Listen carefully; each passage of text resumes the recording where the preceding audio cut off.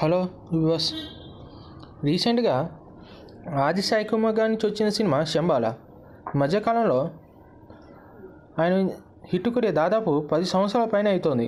ఇలాంటి టైంలో ఆయన శంబాల మూవీతో తన లాస్ట్ అటెంప్ట్ అని మన ముందుకు వచ్చారు. ఈ సినిమాతో తన కెరీర్ డిసైడ్ అయిపోతుందని చాలా సందర్భాలు ఇంటర్వ్యూలు చెప్పారు. ఆ మాటలు చాలా బాధ అనిపించాయి. ఆయన ఎలాగైనా హిట్ కొట్టి మళ్ళీ ఫామ్లోకి రావాలని, హిట్ ట్రాక్ ఎక్కాలని నేనుగా మనసులో చాలా కోరుకున్నాను. ఆ అభిప్రాయంతోనే థియేటర్కి వెళ్ళాను.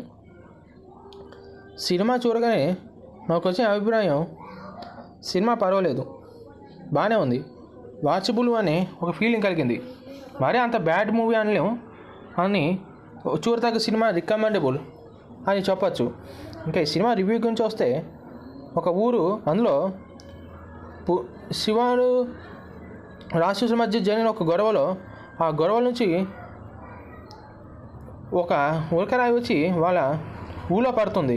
ఆ ఉల్కరాయి చరిత్ర ఏమిటి, ఆ ఉల్కరాయి ఆ ఊళ్ళో ఎందుకు పడ్డది, ఆ ఊళ్ళో ఏం జరిగింది, తర్వాత ఊళ్ళో హత్యలకి ఆత్మహత్యకి కారణం ఏమిటి అనేది స్టోరీ. ఇందులో హీరో ఎలా వచ్చాడు, తనకి దేవుడు అంత ఎందుకు నమ్మకం లేదు, అలాంటి వాడు ఇలాంటి సమస్యను ఎలా సాల్వ్ చేశారు, తనకు వచ్చిన అడ్డంకులు ఏమిటి, సమస్యలు ఏమిటి అనేది మనం ఈ సినిమాలో చూసుకోవాలి. ముందుగా ఫస్ట్ హాఫ్ వచ్చి, ఈ సినిమాలో ముందు క్యారెక్టర్స్ ఇంట్రడక్షన్కి మొత్తం సరిపోయింది, ఎక్కువ టైం తీసుకున్నామని చెప్పచ్చు. ముందుగా రాయి గురించి చెప్పడం, ఆ తర్వాత ఊరి చేత గురించి చెప్పారు. తర్వాత స్లోగా హీరో క్యారెక్టర్ని ఇంట్రడ్యూస్ చేసి, తర్వాత హీరోయిన్ క్యారెక్టర్ని ఇంట్రడ్యూస్ చేశారు. అలా ఒక్కొక్క క్యారెక్టర్ ఇంట్రడ్యూస్ చేసుకుంటూ సినిమాలో కొంచెం స్టోరీని రివీల్ చేసుకుంటూ వెళ్ళిపోయేసరికి ఇంటర్వెల్ పడిపోయింది. ఆ తర్వాత సెకండ్ హాఫ్ స్టార్ట్ అవుతుంది. ఇక్కడ మెయిన్ స్టోరీ అంతా ఇందులోనే మొత్తం రివీల్ చేసే పాయింట్స్ ఉంటాయి. డైరెక్టర్ కొంచెం ఇక్కడ శ్రద్ధ పెట్టి ఉంటే బాగుండేది. ఎందుకంటే సెకండ్ హాఫ్ ఏ సినిమాకైనా చాలా ఇంపార్టెంట్. ఇలాంటి సస్పెన్స్ సినిమాలకి సెకండ్ హాఫే ప్రాణం. ఇది బాగుంటేనే సినిమా హిట్ అవుతుంది. అది తెలిసి కూడా డైరెక్టర్ కొంచెం శ్రద్ధ పెట్టకుండా అజాగ్రత్తగా ఉన్న ఫీలింగ్ కలిగింది. మరీ ముఖ్యంగా ఇంపార్టెంట్ సీన్స్లో హీరోయిన్ ఎందుకు వచ్చి వెళ్ళిపోతుంది అనేది సెకండ్ హాఫ్లో సరిగా రివీల్ చేసి ఉంటారు. అదిగా కొంచెం మంచిగా రాసి ఉంటే బాగుండేది. ఇంకా ఆది సాయి కుమార్ క్యారెక్టర్ ఉన్నంతలో మెప్పించని చెప్పాలి. ఆయన క్యారెక్టర్ పర్ఫార్మెన్స్గా చాలా అద్భుతంగా ఉంది. హీరోయిన్ క్యారెక్టర్, మిగతా క్యారెక్టర్స్ కూడా చాలా అద్భుతంగా రాశారు.